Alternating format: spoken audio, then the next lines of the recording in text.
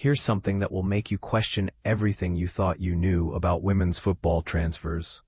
A two-time World Cup champion just walked away from the reigning NWSL champions to join a second-division team in England. And this decision might just expose the biggest flaws in American soccer development.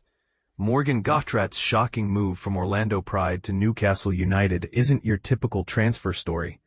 At 32, this midfielder has already conquered the highest peaks of women's football, lifting 2 World Cups with the United States and playing the starring role in Orlando Pride's historic 2024 season, where they claimed both the NWSL Shield and the championship trophy, marking the franchise's first-ever silverware. But here's where it gets controversial. Instead of staying with the league champions, Gautrat chose to drop down to England's second tier. Yes, you read that right. From the top of American soccer to WSL2, where Newcastle United's women's team currently competes. Picture this scene. On a crisp summer evening in northeast England, Gautrat strolls through the legendary St. James Park tunnel.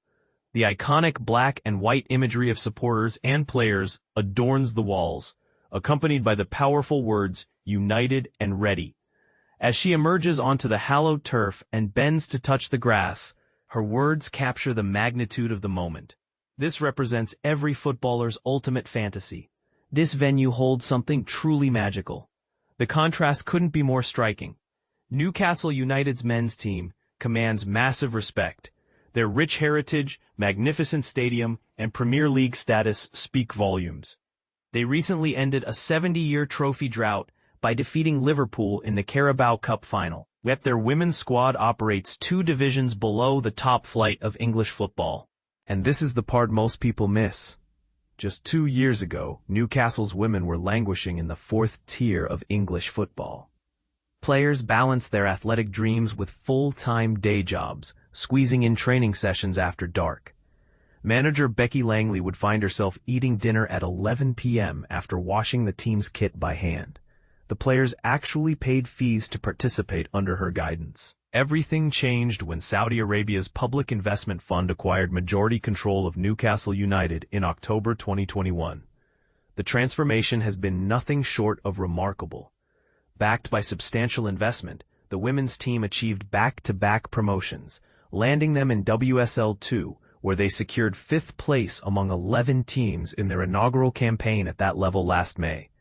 They've transitioned to full professionalism, and Gautrat represents their 6th summer acquisition, joining England international Jordan Nobbs, who has earned 71 caps for her country. Here's what Newcastle desperately wants. They're chasing the success that Gautrat has already tasted. The master plan involves her leading their charge toward the WSL itself, a vision that convinced Ben Maitland, Newcastle's head of recruitment and analysis, to initiate contact.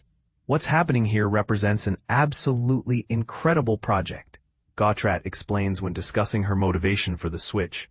When Ben connected with my agent and me, attempting to convince us about this opportunity, it became evident that the club possesses extraordinary ambition. At this stage of my professional journey, I'm genuinely thrilled to become part of something like this, to help guide a team and create history. I've consistently desired to compete internationally and absorb a different footballing environment, while fully immersing myself in something like Newcastle offers. I've received nothing but outstanding feedback about the city, the supporters, and the entire cultural experience.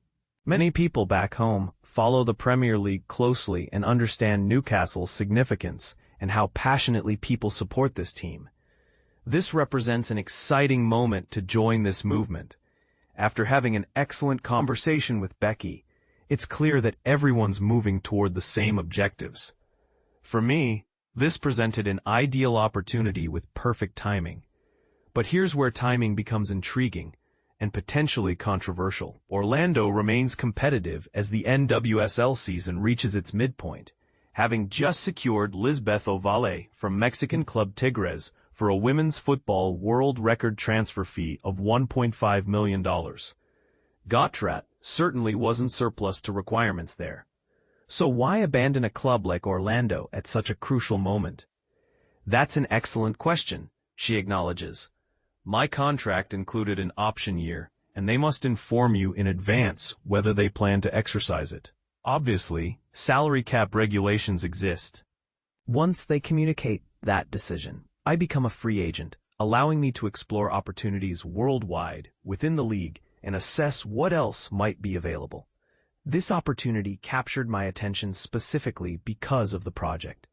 I've consistently gravitated toward joining organizations where I could contribute to improvement and leave a meaningful legacy.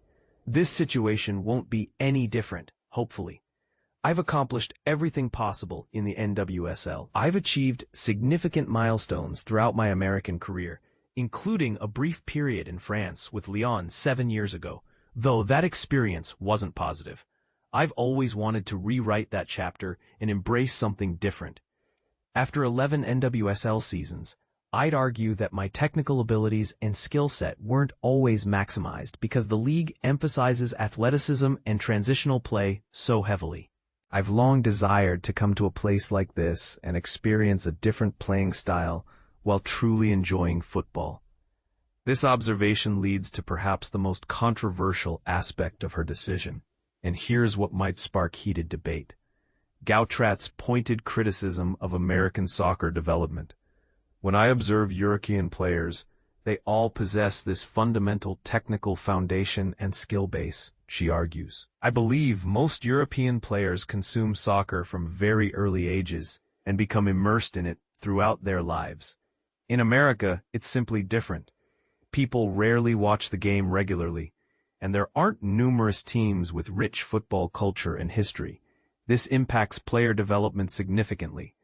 What's driven our success for so long on the women's side is our athleticism and physical capabilities. I think sometimes we depend on that excessively, and the technical aspects get overlooked. I'd estimate that for 70% of United States players, their development from young ages emphasizes winning over development. It focuses more on run-and-gun tactics and utilizing athleticism. They neglect teaching the technical side of the game. Now that's a statement that could divide opinion. Is she right about American soccer's fundamental approach, or is this an unfair characterization of a system that has produced World Cup champions? How this perspective will translate to WSL2 remains uncertain. I'm curious too, Gautrat admits with a laugh. I suppose time will provide the answer.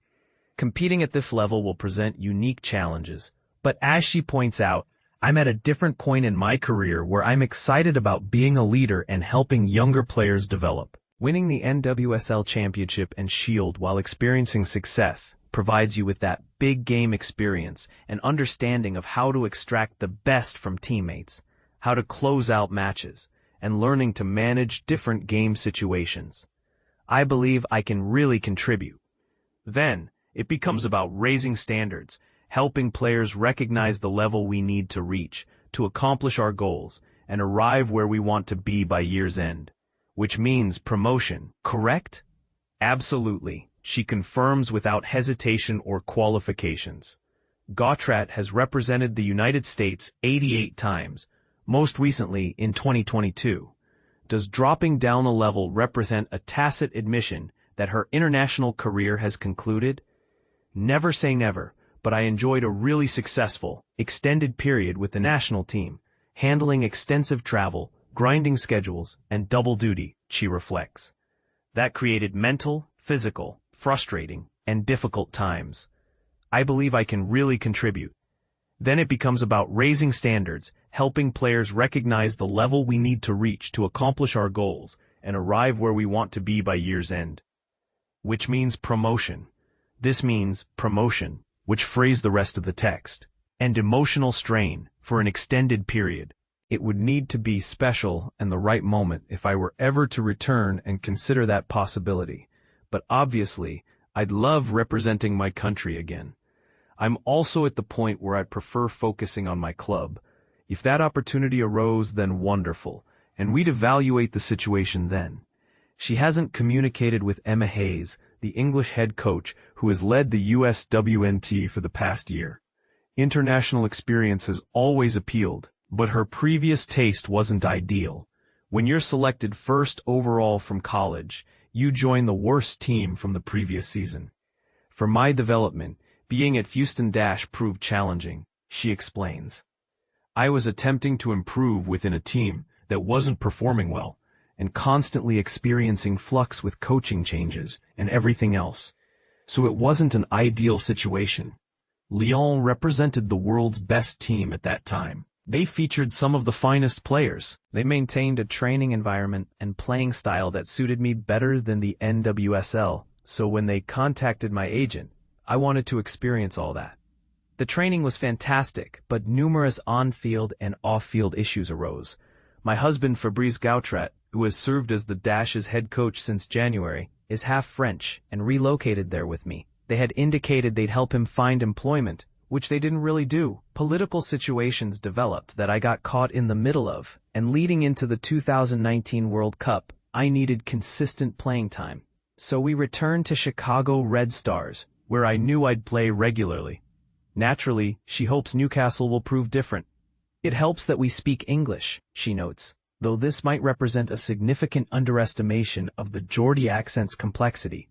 She's anticipating exploration opportunities. Flying in here, I could observe the coastline, and I love water. I grew up near water on St. Simon's Island in Georgia, so that's very exciting, she shares. I'm not particularly looking forward to the cold weather. Soccer-wise, it will be wonderful because in Orlando's Florida heat and humidity, I'm thinking, I can't breathe, I can't run, I'm exhausted. But I stepped off the plane today thinking, is this summer? I'm in trouble. Gautrat's new team will play most home matches across the River Kyne from Newcastle in Gateshead. But temperature won't be an issue in November, when they host local rival Sunderland at St. James's Park. It's invariably a passionate, intense occasion. Last season's corresponding fixture attracted 38,502 spectators, smashing the WSL2 attendance record. And for this match, Newcastle is pushing toward a 52,000 sellout. Back on the pitch, Gautrat surveys her surroundings. That would be incredible, she says enthusiastically. That would be absolutely amazing, because I imagine those matches get pretty intense. A Tyne-Wear derby will represent another discovery journey for her. But Gautrat understands big games, the biggest games imaginable, as a potentially transformational signing for a club determined to transform itself into a winning organization. Gautrat now must make those significant matches routine for Newcastle. But here's the question that might keep you up at night. Is Morgan Gautrat's move a brilliant strategic decision that exposes the limitations of American soccer culture? Or is she walking away from guaranteed success for an uncertain experiment?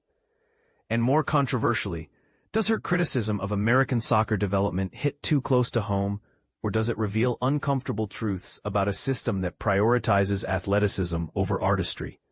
What do you think? Is she right about American soccer's fundamental flaws? Or is this just another case of the grass being greener on the other side? Drop your thoughts in the comments. This debate is far from over, and your perspective could change everything about how we view player development on both sides of the Atlantic.